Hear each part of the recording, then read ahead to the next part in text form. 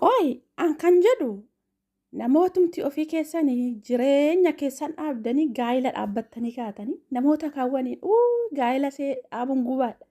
Gaa'ila hin dhaabina nuyyuu kan seenne karaa keessaa baanu dhabne osoon gaa'ila dhaabuu baadhe warri jettan kun ofii keessanii argannee namni biraa jireenya saamaa jiraatamaa dhaaba jettaniiti. Kan na dhibe ofii keessanii kaattanii seentan kaattanii keessaa baatan. Jalqaba osoo kaattanii fiigdaniin seeniin jechuudha. Amma fiigdanii keessaa ba'uu fariifattan sana qas jettanii osoo suuta maaliif jireenyi kaataniiti miti fiiganiituma akkuma arganiin dhaqanii ittiin seenan. Jalqaba laalanii madaalaniiti achi kaanii maaliif akka fiiganii keessaan baanetti jechuudha. Kanaaf ofii keessanii gaa'ila dhaabbattanii gaa'ila hin dhaabina kophaa jiraachuus ni wayya warri jettan. Lammata immoo ofii keessanii biyyatti galtan gaa'ila keessan dhaabbattanii maatii keessanis agartan takka biyyatti hin galina jireenyi biyyaa widdiidha jiratti biyyatti yoo galtan nama baatan akkas taata warri jettan kun maal jechuudha mee ashamaa harka fuudhe akkam jirtan hordoftoota chaanaala kootii kan taatan marti keessanuu nagaan rabbii lafaaf iddoo jirtanitti isiniif haa baay'atu akkam turtan akkam isaa kana geessan. An obboleettiin keessan nagaa guuturraa faa qaba. Nageenya dhawukkee ture isin birallee ajiraatu isiniin jecha. Namoonni chaanala kanaaf haaraa taatan subscribe like gochuudhaan maatii keenyatti dabalama. Kan maatii koo turtan immoo hanga yoonaa yaadawwan garaagaraatiin na deeggaraa turtan galatoomaa galata guddaa na biraa qabdan ammallee deeggarsi keessan akkuma itti fufetti haa ta'u isiniin jechaati. Har'a waan lamarraa dubbachuu barbaade inni tokkoffaan warra jireenya mataa isaanii dhaabanii kaa'anii gaa'ila dhaabanii gaa'ila dhaabuun gubaadha. Gaa'ila hin dhaabina. Jireenya jechuun gubachuudha. Kophaa keessan jiraachuu isinii wayya warri jettan. Ofii keessaniitti seentanii bakka garaa keessanii geessanii kuuwwan immootu dhaabbatee haafuudha moo maaf jireenya dhaabadha moo isa nani argadhe inni namni biraa maa argataadha. Maal jechuudha? Kan na dhibu wana sirriitti kan na dhibe kanuma. Gaa'ila dhaabuun gubachuudha warri jettanii. Gaa'ila dhaabuun gubachuu miti. Gaa'ila dhaabuun isin uumtanii yookaan isin waan ofii keessanii uumtan nam tolchee osoo hin taane uumama rabbiiti. Maaliif namni kamiyyuu haala gaafa lagaa walitti fidee tokko taasisee isaan gidduudha akka namni bahu jireenya akka itti fufu kan taasise eenyudha waaqa waan ta'eef jechuudha. Kanaaf gaa'illi immoo akkuma farda luugamame kaatutti osoo kaatanii seenuu osoo hin taane jalqaba tilmaamtanii gaa'ila kan kookas namni kun aniif namni kun waliif taanaa. Akkasumas immoo gaa'ila dhaabuudhaan duratti maaltu na barbaachisaa? Gaa'illi maalii kan mataasa jettanii osoo hin beekne waan hiriyaan keessaniif heerumte waan abaluu heerumeef jecha fiigdanii dhaqxanii fiigdanii keessaa baatanii immoo namoota kaawwaniin immoo gaa'ila dhaabuun gubaadha. Gaa'ila dhaabina warri jettan kun maal jechuudha? Kuskus mi'atte faasikaa lakkaa dhugaashee jette maal jechuudha? Ofii keessanii bakka garaa keessanii geessanii kaatanii namni immoo akka dhaabbatee hafuu barbaadanii kuni gaafii isa tokkoffaadha jechuudha. Lammata immoo warra biyya galanii abbaa manaa ofii arganii waa barbaadan bakka garaa ofii gahanii takka turanii birrii asiif achi shaashaa godhanii bittinneessanii kaanii jireenyi Itoophiyaa nama guba. Itoophiyaatti hin galina yoo maraattan malee Itoophiyaa achuma taa hojjetadha. Warri jettanii biyya ormaa keessatti akka ammaasitti harri baasne asuma dulloomne asumatti akka hafnu barbaadanii gara biyyaatti akka hin galle maal jechuudha? Jalqaba wanti hundumtuu jechuudha. Maaliif jennaanii ilaalcha nama sanaatirraa madda. Ofii keessanii isinii waa'ee gaa'ila dhaabu irrattis ta'e waa'ee Itoophiyaatti galanii jireenya jiraachuus ta'e akka abaluu hin jedhinaa akka keessanitti jiraadha. Maaliif jennaan luka lama qabaatanii fi muka lama hin koranii jedhu. Kanaaf maaliif asii galtanii akka mana madaamitiitti jiraannu malee akkasumas immootu akka abaluun kanatti hin jiraadha yoo jettanii namni sun tarii ilaalchan isin caaluu danda'a. Maaliif jennaan namni kamiyyuu wal hin caalu. Garuu immoo namni ilaalcha wal caala. Sammuu isaatiin wal caala. Isin galee malee namni kamiyyuu jechuudha waanuma xiqqoorra ka'e iddoo guddaa qaba waan ta'eef jechuudha. Kanaaf namni sun immootu argachuun akkuma jiru rakkachuu waan jiru beekee keessa isaa amansiisee akkasumas immoo waanuma xiqqishuurra kaanii guddaa bira akka ga'an beekee lafa kufee sanittis akka kufee nafnetti beekee tattaafatee boruu isaatiif immootu maal gochuu akka qabu maaliif namni hojuma tokko hojjate ka'ee hojuma sanarratti milkoofne sababa ta'eef baqqaasumatti jireenya dhaabbatee jechuun sooba. Maaliif namni kufaatii kahaatii jechuudha. Silumayyuu jireenyi dachee kanaa bu'aa bahii hedduu qabdi. Ilmi namaa mootuu kan hin qoramne osoo hin qoramin mootuyyuu jireenya jiraadha jechuun iyyuu hin ta'u. Hiikaa jireenya iyyuu hin beeku. Yoo hin qoramne hiikaa jireenya iyyuu hin beektani. Kanaafi gaa'ila dhaabuudhaan duratti maal takka isin barbaachisu sa'aatiin itti isin gaa'ila dhaabuuf jirtan sun sa'aatiin keessan ga'ee moo sababa hiriyaan keessaniif gaa'ila sana dhaabde akkasumas immoo sababa obboleewwan keessan gaa'ila sana dhaabaniif isin dhaabuuf gaa'ila sanatti galtan yookaas immoo jireenya sanatti galtan. Namni isin filatta sunoo ilaalcha kan keessa sun tokko namni sun isin madaala yeroon isin hin jedhu madaalli kana immoo namoonni baay'ee waa tokkotti waa hedduutti fudhatan waa hedduutti hin fudhatina maaliif jennaani jireenyi maallaqaanis bifaanis uffannaadhaanis hin madaalamu sinii galee maaliif jennaan namni tokko jedheeti yoo laphee qulqulluu wal jaalate yoo yaadni nama sanaa wal fakkaate yaada isaanii tokko taasifataniit zeeroo irraa kaaniit 100 bira ga'u waan ta'eef jechuudha.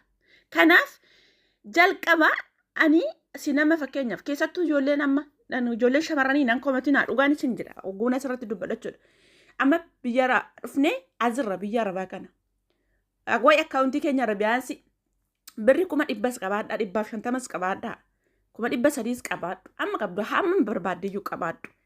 Namni tokko gaafa waa'ee jaalalaa isin gaafatu birri kiyyaaf dhufe inni birri kun harka baasuu dhufe hin jedhinaa isinii galee maaliif jennaanii dura namni sun yaadni isaa maali dhugumayyuu akkananii as jiru beekeetti wal anaan dubbisuuf dhufe moo jalqaba eenyummaa koo biyyatti beekamu namni sunoo ammas tariisinii namni sunii jiru namoonni tokko namni kaayyoo qaban namni hojii iddoo qabanii osuma birrii maallaqa of harkaa qabaniyyuu haalli uffannaa isaanii akka namoota kuuwwaniitiin adda kan ta'u osuma qabanuu akka nama hin qabneetitti uffata yeroo hunda dizaayinii akkasumas onlaayinii qarraa bitanii qaqayyaraan oolan namni akkas jechuudha. Maaliif jennaan hojiif iddoo qaban kaayyoo isaaniif iddoo guddaa qaban waan ta'eef jechuudha. Tarii nama sana sin haaluma uffannaa fi bifa isaa ilaaltanii kuni maali ijoollee hiyyeessa duhaa kana maali kuni maallaqa koo dhufe hin jedhinaa nama sana itti siiqaa laalaa ilaalchi isaa maal akka ta'e namni suni duubni isaa maal akka ta'e qoradhaa. Tarii jaalalli dhugaan dachee kanarra hin jiru bara kana keessa jettan ni jira parsantii 100% jira jaalalli dhugaan nutuyyuu gaafa itti seenu akka nama kennaa namaaf kennuudha ija nama hidhanii kaanii toonii booda sarpiraayiz namaan jedhanii akkasitti ija hidhattanii ittiin deemina. Dura nama sana eenyummaa isaa laalaa. Maaliif jalqaba osoo waa'ee akka hiriyaa akka abbaa manaa keessatti fudhattanii nassaamin jiramee baqa beesti gwaaddanyaa jechuudha baqa. Normaal akka gwaaddanyaatitti jechuudha hiriyaa jechuudha. Hiriyaa normaaliititti fudhadhaatiin nama sana haasa'uma keessa adeemsa keessa eenyummaa isaa ka'umsa isaa kaayyoo isaa qoradhaa. Achii booda kaatanii namni sun tarii dhugumaa oduma adeemsa keessa waliin haasoftaniyyuu ilaalchi kan keessaniif nama sanaa tokko ta'uu danda'a. Akkasumas immoo tokko ta'uu dhiisuu danda'a. Achirraa kaatanii namni suni gaa'ila keessaniif isiniif akkasinii ta'uu baruu dandeessan. Dhugumaa namni suni lapheerraa isin jaalachuu danda'a. Garuu isin immoo yeroo baay'ee waa'ee jireenya keessaniitti waa'uma maallaqaarraa haasofta yoo ta'e waa'uma haala nama sanaatirraa dubbatta yoo ta'e namni sun sirraa fagaata. Dhuguma yoo si jaalatee dhufe sirraa fagaata jechuudha. Kanaaf walumaa galatti jaalalli dhugaan hin jiru bara kana keessa jechuu hin dandeenyu jira. Parsantii 100% ni jira jaalalli dhugaan. Namni maallaqaanis ta'e haala uffannaa keetiinis ka'umsa keetiinis osoo si madaalin eenyummaa kee qofaan si madaalee sitti dhufu baay'ee jira argaa jira. Warra onlaayinuma kanaa wal baree jireenya gaa'ila dhaabee ijoollee godhatee bultii isaanii oofaa jiran baay'een isaanii jiru. Sinigalee kanaaf akkasin ta'inaa maaliif fiigdanii seentanii fiigdanii keessaa ba'uudhaaf namoota waa kaawwanitti immoo gufuun ta'inaa maaliif yaa dhaabani warri gaa'ilan dhaabbanni jiraatan jireenya isaanii maaliif jireenya dachee tanarraa gabaabduu tanaaf maaliidhaaf yoomiif jiraatu. Sinigalee kanaaf warri mootuu akka kootitti biyya namaa keessa jirtanii gara Itoophiyaa warri sun dura galee jireenyi Itoophiyaa akkasii jireenyi Itoophiyaa akkana hin galinaa warra isin jedhu gurratti hin kenninaa dhugaan isin jedha kaayyoo qabdan taanan ka'umsa godhattanii jirtu ejjennoo qabdan taanan dhaabbatinaa galaatiin ka'umsa keessan irraa ka'aati fuuldura keessanitti imala. Maaliif dirqama hojii tokko dhaabuudhaa fi miliyoona yookaas immoo sanaa ol qabaachuu isin hin barbaachisu.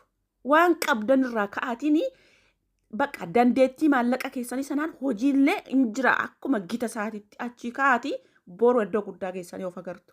Boru namoota hedduudhaaf fakkeenya taatanii of agartu. Kanaaf maaliif jennaani biyya ormaa irraa guduufatan malee ittiin guduufatan tasumayyuu jechuudha.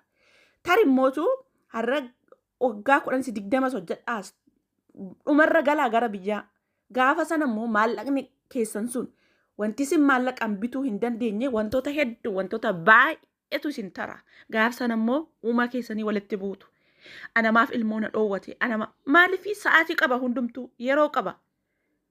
Yeroon isaa taree jennaa wanti hundumtuu zeeroodha. Isinii galee kanaaf walumaa gala ka'umsa qabdan taanaan itti waan ka'umsa boruutti tattaafattan qabdan taanaan achumarraa zeeroo sanarraa ka'aatii tokko jechaati jireenya keessanis oofaa hojii keessanis hojjetataa ijoollee keessanis dhalchaatiin guddifachaatii jireenya keessan oofadha. Dhugaan isin jedha natti hin kolfinaan. Namoonni baay'een tarii mucayyoon hin maraattee jechuu dandeessan. Hin maraanne dhugaa waanuma jiru isinitti maraan. Yeroo baay'een waan tokko ilaaltanii dhageeffattanii madaaltanii isinillee akka karoora keessanitti akkasumas akka ilaalcha sammuu keessanitti ni dubbattan. Kanaaf namoonni baay'een jechoota akkasii sammuu keessan qabdanii sammuu keessan keessa balleessaa. Dhugaan isin jedha. Wanti suni boru fuulduratti akka imaltaan isin taasisu. Kanaaf obboleewwan kiyyaa namoonni jechoota akkasii jettanii nurraa dhaabaa. Warri jireenya hin dhaabne galanii haa dhaabanii ilmoo haa godhatanii namoota hedduutti gufuun ta'ina. Egaa akkasiin isiniin jedha. Namoonni immootu yaada bal'aa qabdan akkuma koo kan kana warri yaadni kun isin dhibee koomentii jalatti yaada keessan sirriitti gadi fageenya naa barreessaa. Garuu immoo koomentii negatiiva barreessuun hin danda'amu. Isinii galee mana kootti jechuudha. Tarii namni waan ilaalcha isaa barreessuu danda'a. Garuu ani jalqaba isinitti dhaammadha. Waan gaarii namaaf barumsa ta'a jettan waan sammuun keessan isin ajaje barreessaa rakkoon qabu. Anilleeyyuu isiniifan deebisa deebii gahaa jechuudha. Innaa turtii gaariin isiniin jedha. Walumaa galatti waaqayyo hunda keenyaaf jaalala nagaa nu haa kennu jibba nu gidduu haa balleessu biyya keenyatti rabbi nagaa nu haa buusu nullee nagaan gara biyya keenyatti nu haa galchu isiniin jedha. Namoonni akka koo biyya hambaarra faffacaatanii jirtan isiniin jechuudha. Kan Itoophiyaa keessa jiran immoo rabbi nagaan nuuf eegee nu haa jiraachisu biyya keenyatti rabbi nagaa nu haa buusu isiniin jedha. Nagaan naaf tura turtii gaarii.